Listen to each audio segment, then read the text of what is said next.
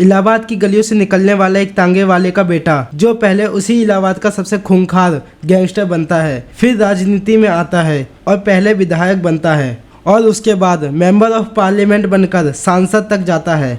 लेकिन जब उसके अपराधों का घड़ा भर जाता है तो धीरे धीरे सब खत्म हो जाता है। जी हाँ, आप सही सोच रहे हो, मैं बात कर रहा हूँ अतीक अहमद की। कौन था अतीक अहमद और किस तरह रखा था अपराध की दुनिया में कदम। 10 अगस्त 1962 को प्रयागराज में एक लड़के का जन्म होता है जिसका नाम अतीक अहमद था।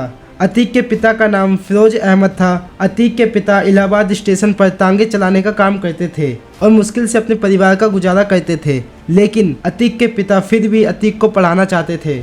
लेकिन 10वीं में फेल होने के बाद अतीक ने पढ़ाई छोड़ दी, जिसके बाद वो अपने इलाके के कई बदमाशों के साथ रहने लगा। अतीक जल्द ही अमीर बनना चाहता था, जिसके लिए उसने लूट, अपहरण और वसूली जैसे अपराधों को अंजाम देने लगा। साल 1997 में अतीक ने अपराध की दुनिया में पहला कदम रखा था और सिर्फ 17 साल की उम्र में उसने एक हत्या को अंजाम दिया। उस समय शहर में माफिया डॉन चांद बाबा का खौफ था। चांद बाबा से जनता, पुलिस और राजनेता सभी परेशान थे। इसका फायदा अतीक ने उठाया और वो पुलिस की मदद करने लगा। लेकिन किसी को क्या पता था कि जो पुलिस की मदद कर रहा है एक दिन वही चांद बाबा से भी बड़ा डॉन बन जाएगा। जिसके बाद अतीक ने प्रयागराज में 3 दशक तक अपना गिरोह चलाया। 1986 में किसी तरह अतीक को गिरफ्तार किया गया। उस समय अतीक को समझ आ गया कि अपराध की दुनिया में अपना पैसा लहराने के लिए और कानून से बचने के लिए उसे राजनीति में कदम रखना होगा। जेल से छूटने के बाद अतीक ने 1989 में राजनीति में कदम रखा और इलाहाबाद पश्चिमी सीट विधानसभा चुनाव लड़ने का ऐलान किया।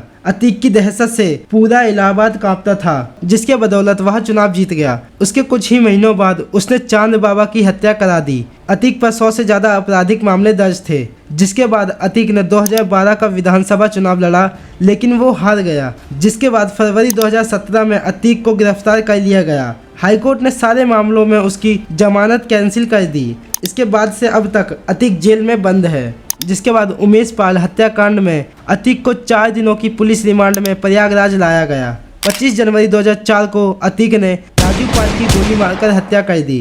राजू पाल की हत्या के बाद जिला पंचायत के सदस्य उमेश पाल ने बताया था कि वह राजू पाल की हत्याकांड का चश्मदीद गवाह है।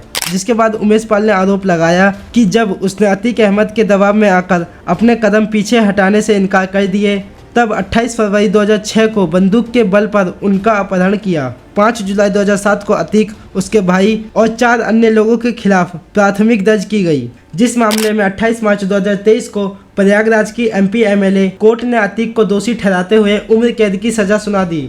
आपको बता दें कि 24 फरवरी 2023 को उमेश पाल की उनके घर के बाहर गोली मारकर हत्या कर दी थी। अतीक के 4 बेटे थे, 2 नाबालिग हैं, 2 बाल सुधार गृह में बंद हैं। एक उमेश पाल हत्याकांड के आरोपी असरद को पुलिस एनकाउंटर में मार गिराया गया। एक अन्य जेल में बंद है। अतीक के बड़े बेटे उमर पर 26 दिसंबर 2018 को अपने पिता के कारोबारी दोस्त मोहित जायसवाल को किडनैप करने का आरोप है। मोहित ने छूटने के बाद इसकी कहानी भी बताई थी कि उसे देवरिया जेल ले जाकर पीटा गया।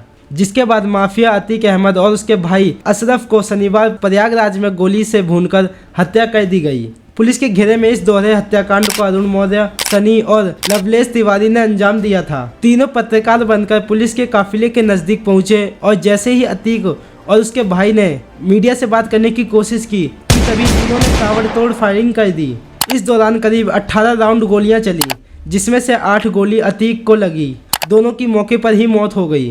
FIR के मुताबिक सूत्रों ने बताया कि वे अपराध की दुनिया में अपना बड़ा नाम करना चाहते थे, इसलिए उन्होंने अतीक अहमद और उसके भाई की हत्या कर दी। इतना ही नहीं, आरोपियों ने यह भी कहा कि वे पुलिस के घेरे के चलते भागने में सफल नहीं हो पाए। आपको क्या लगता है कि अतीक अहमद को किसने मरवाया होगा? हमें कमेंट में जरूर बताएं और ऐसी वीडियोस को देखने के लिए हमारे चैनल को सब्सक्राइब करना ना भूलें।